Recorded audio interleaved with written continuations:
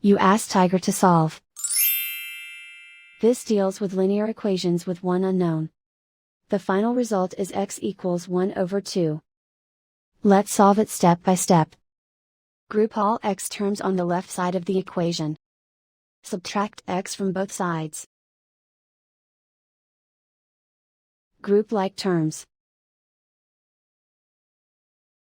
Simplify the arithmetic.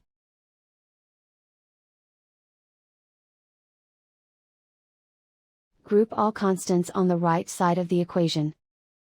Add 3 to both sides. Simplify the arithmetic.